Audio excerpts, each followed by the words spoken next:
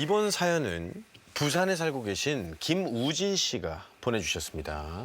질풍노도의 사춘기를 보내던 저에겐 가족보다 더 가까운 존재들이 있었습니다.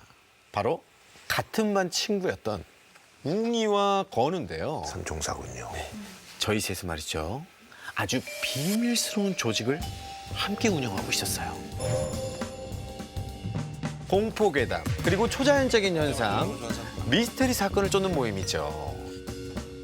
이름하여 고스트 브라더스.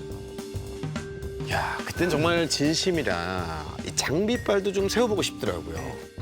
그래서 구입했던 게 바로 이겁니다. 이런 것들. 바로 이겁니다. 이런 것들. 자, 일명 귀신 탐지기라고 불리는 EMF 측정기인데요.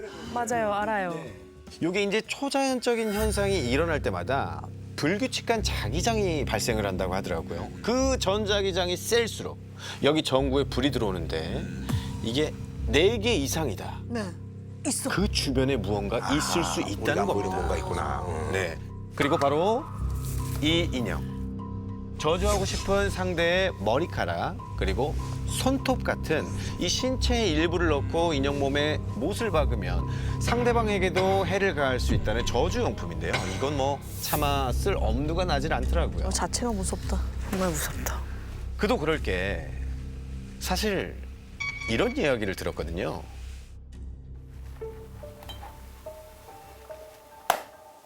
야, 니다 그거 아니야? 이 저주를 내릴 땐 말이지 무조건 혼자 있어야 한대. 진짜? 왜? 그러니까 그게 만약에 내가 누군가한테 저주를 내리고 있잖아. 너한테 그 모습을 들키면 내가 날리던 살이 부메랑처럼 나한테 돌아와서 꼭 내가 죽을 수도 있다고 하더라고. 그럴 수도 있겠다. 그럴 수 있겠어. 그럴 수 그런 말 있겠어. 있지. 그렇습니다. 한창 심각하게 듣고 있는데 웅이가 그런 말을 하더라고요. 아, 나도 비싼 얘기 알아. 저기 뒷산 가는 길에 있는 그 터널 알지? 거기 예전에 어떤 무당이 죽었는데 딱 그렇게 살 날리다가 도로 돌려받아서 죽은 거라던데? 부메랑처럼. 신기하다. 저희는 즉시 각자 준비물을 챙겨 터널 앞에서 만나기로 약속했습니다.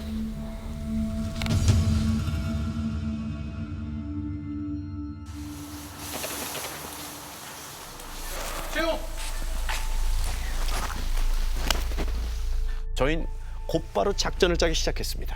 자, 일단 누가 앞장설래? 건우, 너가 카메라를 들었으니까 앞장서. 아니지. 내가 뒤에서 영상 찍어야지. 그럼 일단 우리한테 손전등이 2개가 있잖아. 채용이랑 나랑 하나씩 들고. 근데 난 중간에서 탐지기를 해야 된단 말이야. 그러니까 웅아,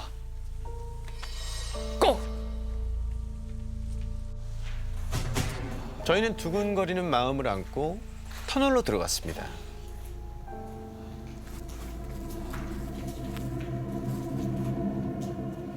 그런데 이 터널 안이 저희가 생각했던 것보다 더 어둡고 음침했어요. 기운이. 무엇보다 가장 불쾌했던 건 이 들어서자마자 온몸을 휘감았던 축축하고 불쾌한 물비린내였어요. 혹시나 해서 귀신 탐지기를 확인해 봤는데 뭐 반응은 없더라고요.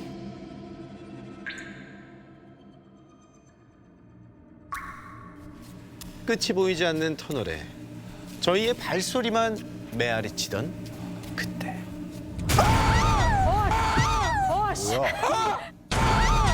야, 깜짝이야! 왜? 뭔데? 머리카락 같은 게 붙어주니까. 아, 진짜. 아, 진짜 놀랐어. 씨. 모르겠다, 진짜. 얘 그냥 버리고 갈까? 아, 버려. 버리고 가? 버려. 어? 야, 최용. 어? 최용. 어디 갔어? 웅이를 찾아 주변을 살피는데 저 앞에 걸어가는 뒷모습이 보였어요. 야 채용!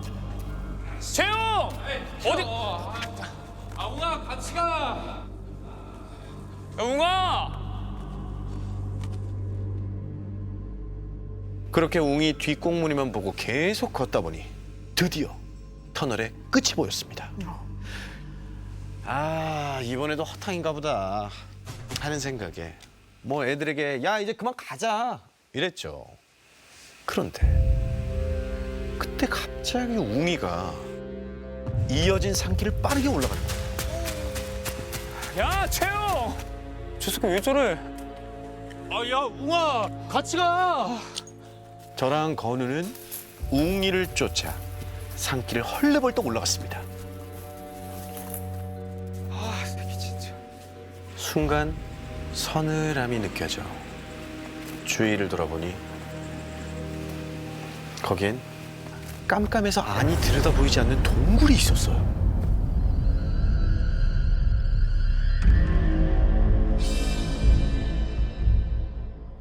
야 너 진짜 들어갈 거야? 아니 난 못 가. 난 때려 죽여도 못 가. 야 그럼 쟤 빼고 우리끼리 가냐? 빨리 와. 못 가. 못 가. 결국 한 발짝도 못 움직이겠다는 건우를 입구에 세워두고 저 혼자 그 동굴 안으로 들어가게 됐습니다. 사람의 발길이 오랜 시간 닿지 않은 듯 입구부터 굉장히 서늘한 느낌이 들었어요.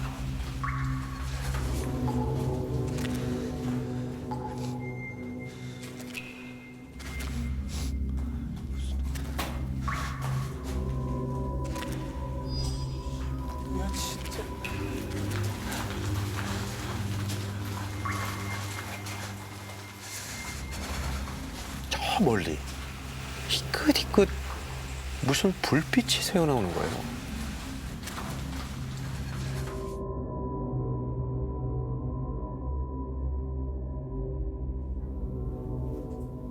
좀 더 가까이 다가가 보니 동굴 끝에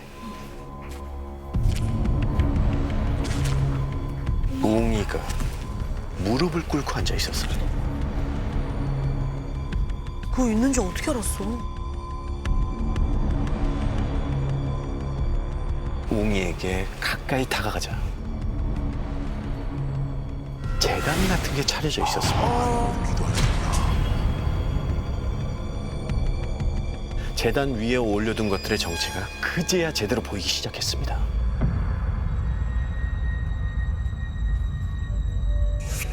어떤 남자의 흑백 사진과 부적, 그리고 이 지푸라기 인형. 저주 인형. 인형의 팔, 다리, 곳곳에 못이 박힌 채였습니다. 저주 하나. 저는 본능적으로 여기를 얼른 벗어나야겠다 싶어서 웅이를 돌아봤죠. 그랬더니 야 웅아, 우리 빨리 나가야 돼.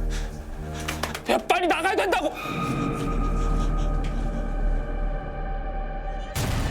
흰자만 보이게 눈이 뒤집어진 채 한 손에는 대문, 그리고 다른 한 손에는 큼지막한 돌을 치켜들고 있는 거예요. 금방이라도 인형 머리 정중앙에 못을 박아 넣을 듯한 모습이었어요. 하지마, 정신 차려. 하지마, 새끼야. 야 정신 좀 차려. 전 어떻게든 이 저주 의식을 막아야겠다는 생각이 들었어요. 그때 어디서 들은 적이 있는 귀신 쫓는 법. 등을 세게 내리쳐라 라는 말이 떠오른 거예요. 전 재빨리 웅이의 등을 아주 세게 여러 번 내리쳤어요.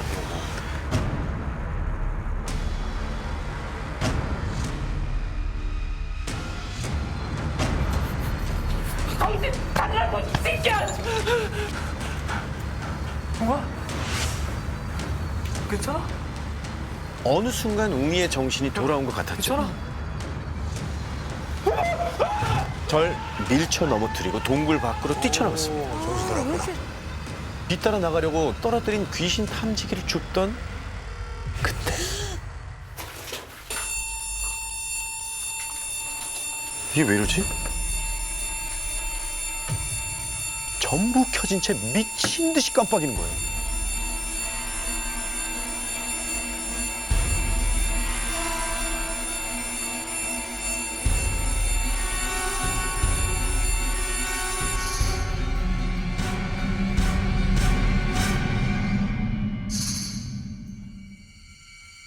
온 몸이 얼 것 같은 한기가 절 덮쳤습니다.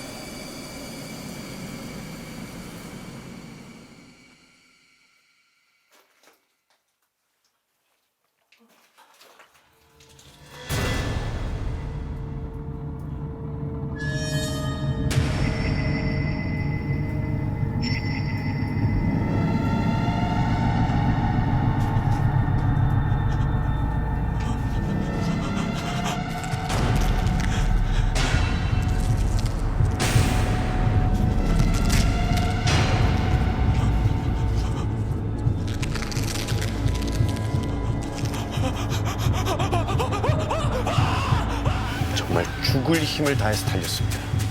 동굴 밖으로 미친 듯이 달리기 시작했어요. 뒤도 돌아보지 않고 동굴을 빠져나와 산길을 정신없이 내달렸습니다. 어느새 터널 입구와 그쪽으로 달려가고 있는 친구들이 보이더라고요. 다행이다. 얼른 터널 안으로 전 들어갔습니다. 앞선 그 애들을 따라서 빠르게 걸음을 옮기던 그 순간 또 탐지기의 불빛 5개가 모두 켜진 거예요.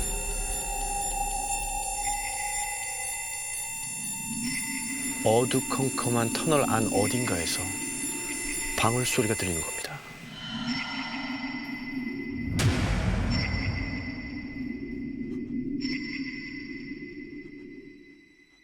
바닥을 기는 듯한 기괴한 모습으로 멈춰 서 있는 거예요.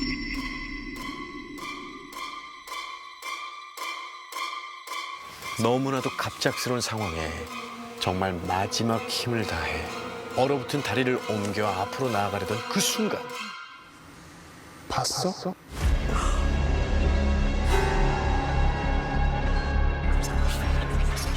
왜 봤어?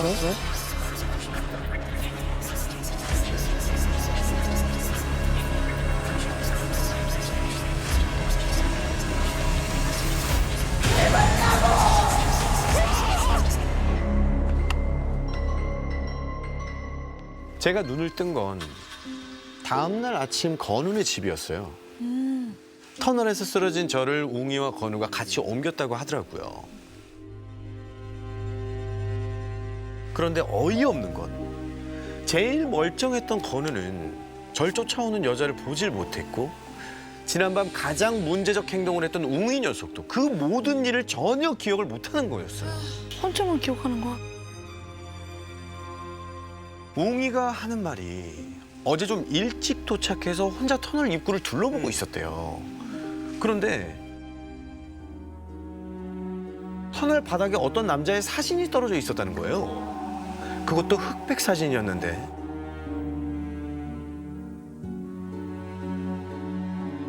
이런 사진들이 여기 왜 떨어져 있지? 호기심에 들여다보고 있었는데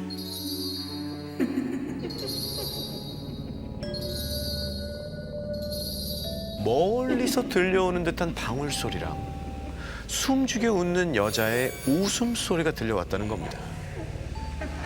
그리고 그 이후로는 터널에 들어간 기억조차 없었대요. 그래서 이상한 보낸 거야. 아, 그때부터 빙의가 됐나 보다. 그런가 봐요. 그 일이 있은 지 이틀 후 너무 무서웠지만 저희는 다시 한번 그 터널을 가지 마.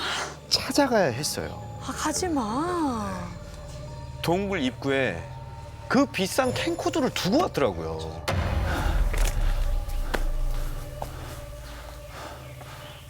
어디에도 동굴 입구는 보이지 않았습니다. 야, 그 동굴 그냥 찾지 말자. 뭐? 그럼 그 비싼 걸 그냥 버려? 너 내가 했던 말 기억 안 나? 저주의식할 때 다른 사람한테 들키면 그 살이 돌아온다고 했던 거. 채영이 거기서 저주의식하려고 했고 그걸 네가 봤다며. 하마터면 웅이 죽을 뻔했던 거잖아 그럼. 그 여자는 마무리 짓지 못한 자신의 저주의식을 죽어서도 웅이 혹은 다른 누군가를 통해 끝까지 행하고 싶었던 걸까요? 그렇다면 그 저주 의식을 끝낼 때까지 여자는 언제든 누군가의 앞에 다시 나타날 수도 있지 않을까요?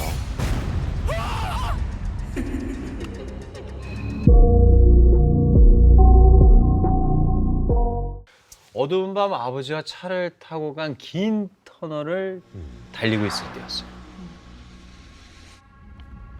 갑자기 뒷차가 미칠 듯이 경적을 울리기 시작했어요. 이게 아버지가 차선을 피하려고 아무리 그래도 소용이 없었어요. 그리고 그날 아버지와 전 그것을 보게 됩니다. 또 그것이 나왔다. 2016년이니까 그때 15살. 중학교 2학년이 됐을 무렵이었어요. 얼마 안 됐어. 어린분이네. 아버지가 아침에 준영아, 내일 아빠랑 북한산 갈래? 아버지가 주말마다 등산을 하시기 때문에 그날도 같이 다녀오기로 했죠. 다음 날 아버지와 이런저런 이야기를 하면서 100군데까지 딱 찍고 내려오니까 벌써 해가 지고 어둑어둑한 저녁이 된 거예요. 저녁까지 챙겨 먹고 9시가 다 돼서 그곳에서 집으로 출발을 합니다. 그런데 집에 가는 길이 좀 이상하더라고요. 그날따라 도로에 차가 정말 한 대도 없어요. 주말 밤이라서 차가 꽤 있어야 되는데 좀 이상했어요. 아버지는 집에 빨리 갈 수 있겠네. 차가 안 막히니까 오히려 좋다, 야. 저도 그래, 피곤한데 좋지 뭐. 대수롭지 않게 생각하고 편안하게 노래를 들으면서 갔어요. 그리고 곧 한 터널로 들어갔죠. 한참 터널 안을 달리고 있는데 이게 뭐지? 뭔가 위화감이 느껴지더래요.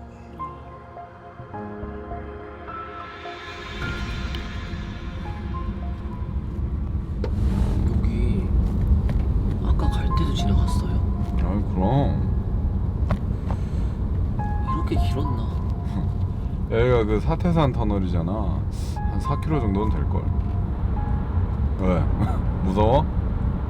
에이, 무섭긴요.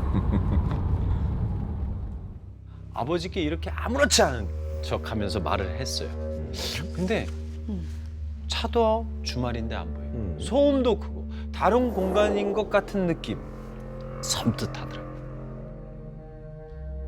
그렇게 말없이 조용하게 터널이 끝나기를 기다리고 있는데 뒤에서 짙게 썬팅을 한 차 한 대가 엄청난 속도로 다가오는 거예요. 그리고 금세 우리 차와 가까워졌어요. 아, 그 차고요. 그런데 그때 뒤에서 따라오던 차가 갑자기 번쩍번쩍 상향등을 켜대는 거예요. 경적까지 울리기 시작했어요. 아무 문제 없이 주행하고 있던 아버지는 무시하고 그대로 그냥 갔어요. 왜냐면 자기가 뭘 잘못하거나 신호위반을 한 게 아니니까. 그렇죠. 그런데 갑자기 그 차가 사고 나겠다 싶을 정도로 가까이 오는 거예요. 왜 그러지? 거야? 아버지는 급하게 차선을 바꿔서 피했어. 근데도 그 차는 차선을 바꿔서 따라오는 거야. 상향등 불빛이 반사되니까 아버지는 앞을 계속 보려고, 왜냐면 이제 곧 터널이 끝나니까 조금만 나가면 되는데 몸을 이렇게 움직이고 저리 움직여도 이 빛이 쫓아오니까 화가 나는 거야. 근데 난폭하게 운전하던 차가 갑자기 오른쪽으로 확 갔더니 갓길 쪽으로 차를 세우는 거야. 방금 위험했던 상황에 화가 잔뜩 난 아버지가 이제까지 상향등을 킨 차를 향해 달려갔어요. 좀 걱정이 됐어. 그치. 왜냐면 그래서 가서 아빠가 싸울까 봐. 맞아. 가서 싸우게 되면 일이 좀 커질 수도 있는 건데 잔뜩 긴장한 채로 아버지 쪽을 유심히 바라보고 있는 거야. 근데 아버지가 잠시 얘기하는 것 같더니만 갑자기 우리 차 쪽을 보는 거야. 그리고 다시 운전자와 얘기를 또 하고. 응. 그리고 꽤 길게 얘기를 나누더니 아버지가 갑자기 얼굴이 창백해져가지고 무슨 일 있나 보다. 뛰어. 아빠 왜요? 아버지는 아무 말씀 안 하시고 이게 열리지 않았는지 계속 반복해서 확인만 하시는 거예요. 그게 뭐야? 썬루프. 썬루프 위에 있는 거. 이상하잖아요. 갑자기 얘기를 하고 와서 갑자기 문을 잠그더니 썬루프가 열렸는지 안 열렸는지를 계속 확인을. 기괴하네. 그래서 무슨 일인지 다시 여쭤봤는데도 아버지는 어떤 반응도 안 하고 아무 소리도 안 들린다는 듯이 바로 차를 출발시켰어요. 그런데 아까 그 남포 운전을 했던 그 차는 출발하지도 않고 서 있어. 그대로 서 있는 거예요. 갓길에. 차는 조용. 아버지의 그런 모습을 처음 봐서 말을 꺼내기가 아들 놀리지. 정말 어려웠어요. 그렇지. 그러다가 딱 아버지를 봤는데 겁이 난 것처럼 아, 질렸어.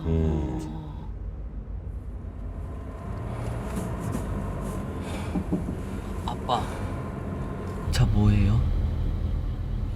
왜 그런 거래요? 아까 말이야. 이야기를 듣고 집에 가는 내내 정말 찜찜하더라고. 찜찜하지. 현상이다. 무슨 얘기야? 무슨 얘기야? 뭐야 도대체? 화가 난 아버지가 차에서 내려서 그 차 운전석 막 두드려. 저기요. 운전을 이런 식으로 하시면 어떡해요? 지금 애도 타고 있는데. 좀 내려보세요 이거.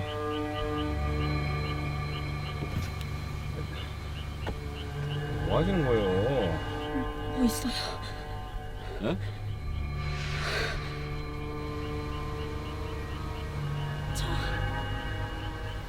차 위에 뭐가 있었어요.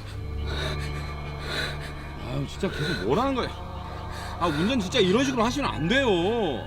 이런 식으로 하는 게 아니고요. 짐승 같은 게 있었다니까요. 뭐가 있어요 여기?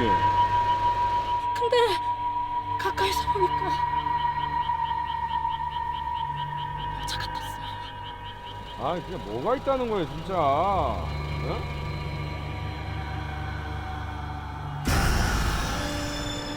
아버지는 이게 무슨 소리지? 거한이 반복했대요. 그럼 알지 운전자가.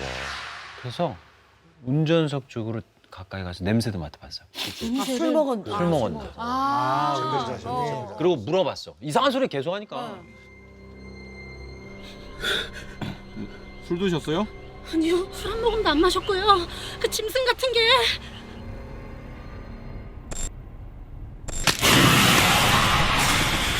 썬루프를 어떻게든 연락을 했다니까요. 이거 뭐야? 그 여자같이 생긴 계속 열려고 했는데 그래서 아버님이 썬루프로 확인을 계속 한 거구나. 그래서 아버지 놀래 진짜. 아버지가 놀라서 다급하게 운전사 얘기 듣고 빨리 차로 온 거예요. 찜찜한 마음에. 뭔가 썬루프가 확실히 열려 있는지 잠겨 있는지 재차 확인하고. 이 얘기를 아들한테 하니까 집에 가는 내내 기분이 찜찜하다. 너무 찜찜하지. 아, 나 위도 못 올라. 계속 가면서 혹시나 열리지 않았나? 계속 썬루프 쪽을 보면서 갔어요. 그리고 마침내 집 근처에 다다랐어요. 뭐야? 차 천장에서 뭐가 긁는 소리가 계속 나는 거예요. 계속? 옆에 뭐 단 게 아니라? 차 천장에서. 뭐야?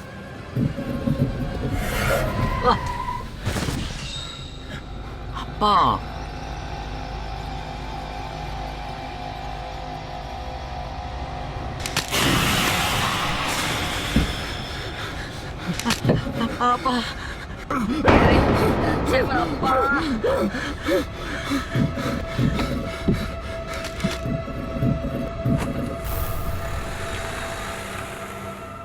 집 앞에 차를 대충 세우고는 둘이 손을 꼭 잡고 집으로 뛰쳐들어갔어.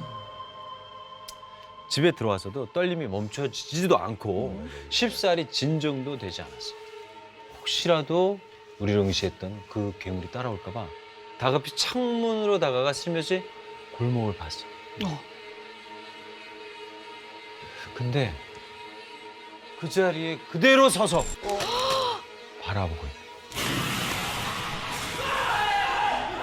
그리고 아버지가 어머니를 불렀어요. 저거 보여? 엄마 같이 다시 확인하려고 창문 쪽으로 몸을 돌렸는데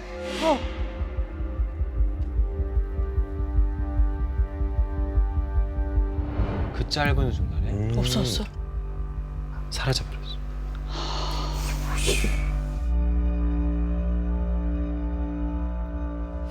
그리고 다음날 차를 확인하러 나간 아버지와 저는 차를 보고 예? 아무 말도 할 수 없었어요. 왜? 차에 있는 거 아니야?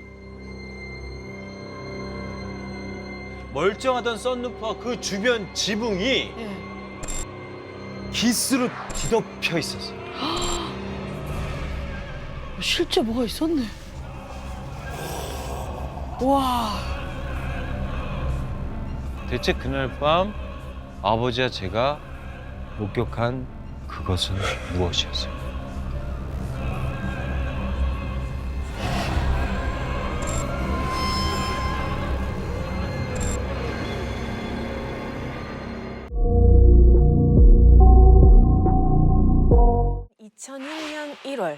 제 나이 12살일 때의 일입니다. 당시 저는 경기도 여주의 작은 동네에서 어머니와 단 둘이 살고 있었는데요. 엄마! 아이고 우리 딸갱이 오늘도 잘 놀았나? 딸갱이.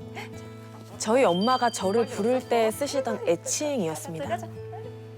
제가 사실 엄마 나이 40이 넘어서 태어난 늦둥이거든요. 얼마나 귀해. 귀한 자식이야. 거기다 경상도에서 친인척 하나 없는 경기도까지 이제 시집을 와서 혼자 또 절 키우셨던 터라 저에게도 많으셨겠다. 또 엄마에게도 이 서로는 정말 뗄래야 뗄 수 없는 정말 세상 단 하나뿐인 가족이었습니다. 정말 애지중지네. 잘 때도 서로의 옆에 꼭 붙어서 자곤 했는데요. 그날도 평소처럼 잠이 들었는데 어느 순간 잠이 달아나면서 눈이 번쩍 떠지는 거예요. 방 안엔 가로등 불빛만 비출 뿐 고요했어요. 아, 다시 자야겠다. 엄마 쪽으로 이렇게 몸을 돌리고 눈을 감는데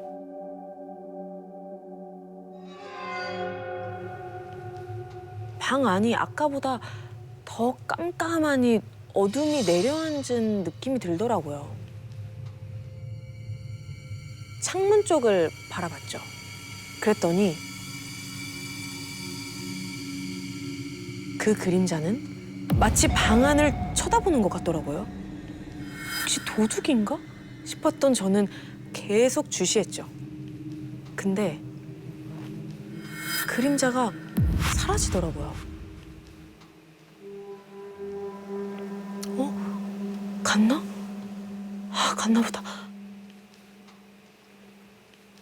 홀로 안도하던 그 순간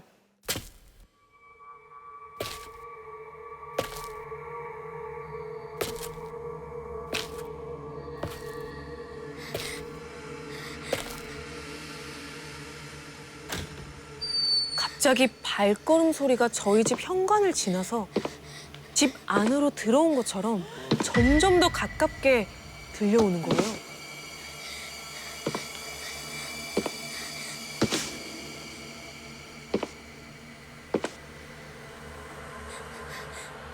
근데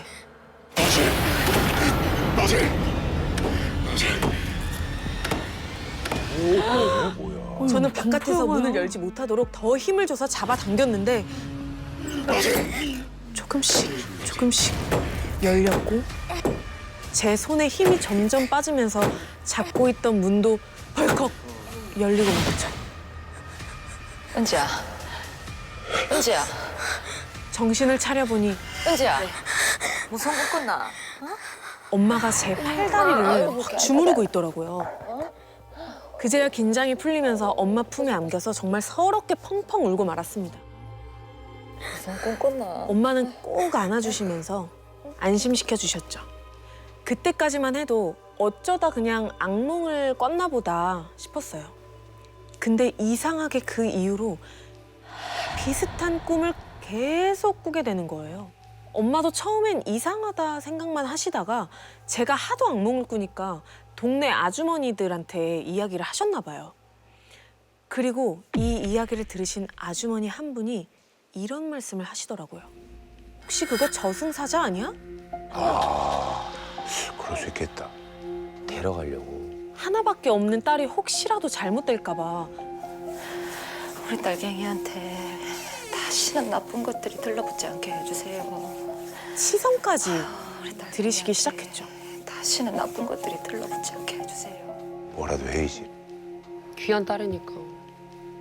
그러던 어느 날 잠을 자는데 귓가에 낯선 소리가 들리는 거예요.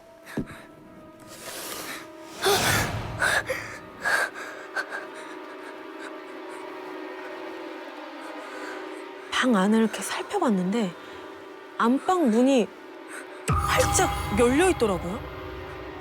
그리고 그 문 옆에는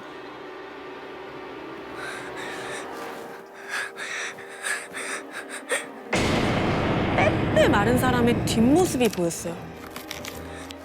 저는 본능적으로 알았습니다. 이 사람 매일 내 꿈에 나타나서 안방 문을 열고 나와 줄다리기를 했던 그 사람이구나. 너무 무서운 나머지 눈을 꼭 감고 잠든 척 하려는 그때 내가 너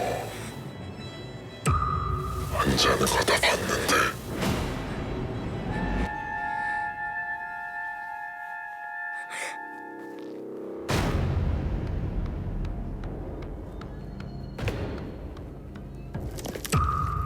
이 가는 소리를 내면서 이렇게 말하더라고요. 내가 너 꼭 데려갈 거야.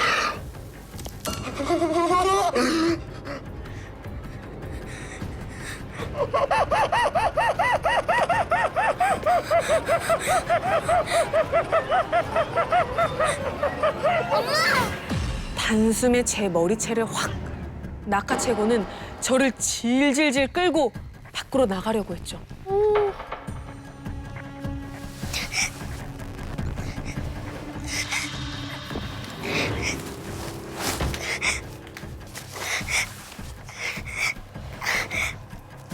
저는 정말 지푸라기라도 잡는 심정으로 입을 막 뻐끔거리면서 엄마를 불러댔지만 목 안에 뭔가가 꽉 막혀있는 듯 정말 소리가 나지 않는 거예요.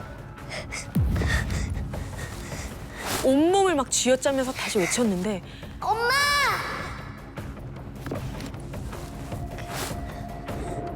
엄마!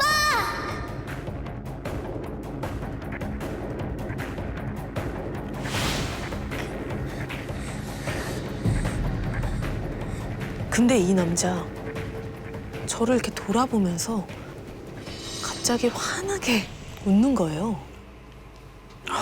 왜 그래? 엄마! 엄마! 그가 낸 목소리는 바로 제 목소리였습니다.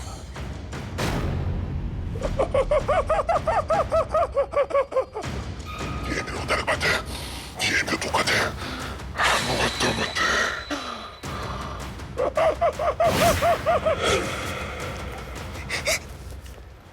이렇게 죽는 건가 싶던 찰나에 당장 그 손 못 놓나 이 잡기야! 생전 처음 듣는 엄마의 고함 소리와 함께 저는 정신이 번쩍 들었습니다. 방 안에는 저 혼자 누워 있었고 엄마가 누워 있던 자리에는 이미 이불이 정리되어 있었죠. 그때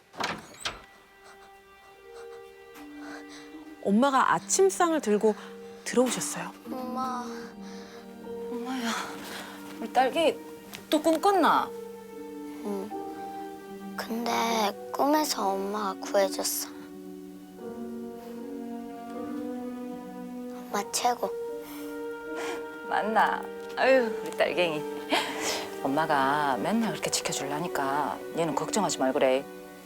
응? 밥 먹자. 가자. 옛날아. 엄마가 절 토닥이면서 상 앞으로 끌길래 그제야 밥상을 봤더니 이게 뭐지? 제가 좋아하는 음식들이 한 상 가득 차려져 있더라고요. 우와, 이게 뭐야? 저희 집 형편이 그리 넉넉하진 않다 보니까 평소에 이런 반찬들이 한 상에 다 올라오는 경우는 드물었거든요. 엄마의 깜짝 선물은 또 있었어요. 딸갱이 오늘 엄마랑 데이트 안 할래? 데이트? 매일 식당 일과 밭일로 바쁘시던 엄마가 오늘은 저와 놀아주신다는 거예요. 그럼 어디 갈 건데? 저는 그 무서운 꿈도 다 잊어버리고 엄마의 말에 신이 나서는 오늘 뭘 할지 설렘 가득한 대화를 나눴죠. 그리고 그날 저녁 하루 종일 엄마와 즐거운 시간을 보내고 집에 들어가는데 저희 앞에 못 보던 터널 하나가 보이기 시작했어요. 슬쩍 보니까 사람들이 한 줄로 쭉 서서 그 터널을 지나가고 있더라고요. 걸어서? 거기다 터널 중앙에 연기가 자욱히 깔렸는지 잘 안 보이길래 힐끔힐끔 이렇게 쳐다보고 있던 그때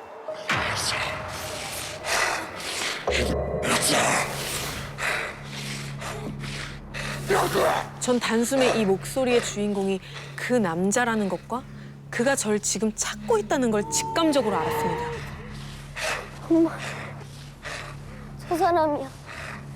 내 꿈에 나와서 나 잡아가려는 그 남자.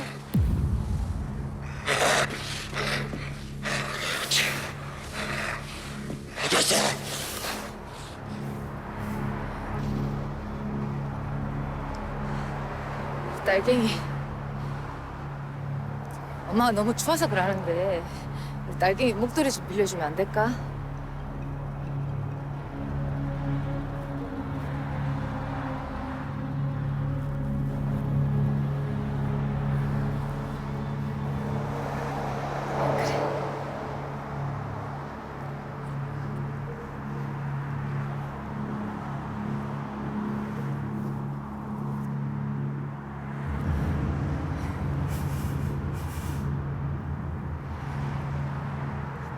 엄마! 터널 안으로 막 들어가시는 거예요. 엄마! 놀란 제가 서둘러서 엄마를 따라가려고 했지만 넘어지는 바람에 엄마를 놓치고 말았어요. 엄마! 얼른 터널 쪽을 바라봤지만 엄마의 모습은 어디에도 보이지 않았습니다. 엄마! 엄마! 근데 어디선가 엄마가 아닌 한복을 입은 할머니가 나타나서 제 앞에 가로막고 서시는 거예요. 그리고 동시에 할머니 너머에서 어딨어?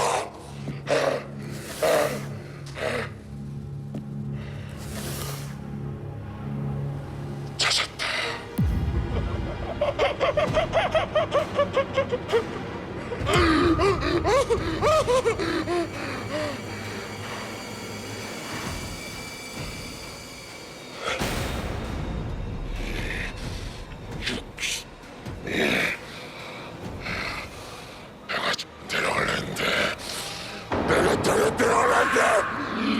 그 순간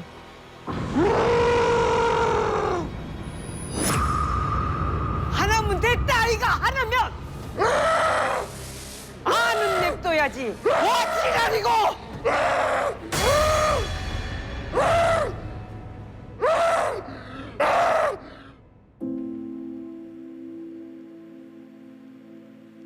엄마가 너무 추워서 그러는데 우리 딸갱이 목도리 좀 빌려주면 안 될까?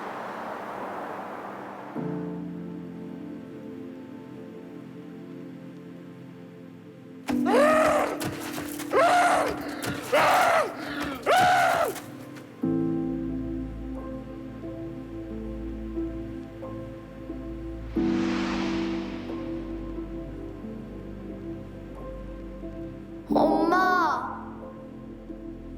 엄마! 엄마!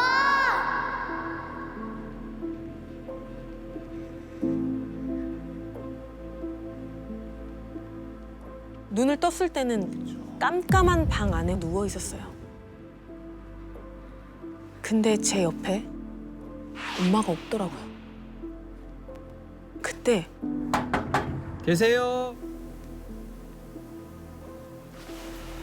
꼬마야, 우리 경찰 아저씨들인데 혹시 집에 어른들 안 계시니? 엄마랑 같이 사는데 아직 안 오셨어요.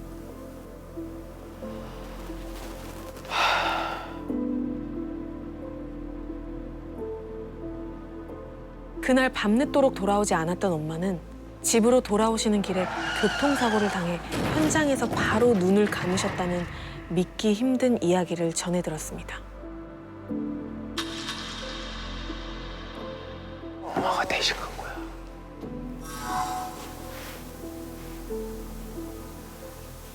사실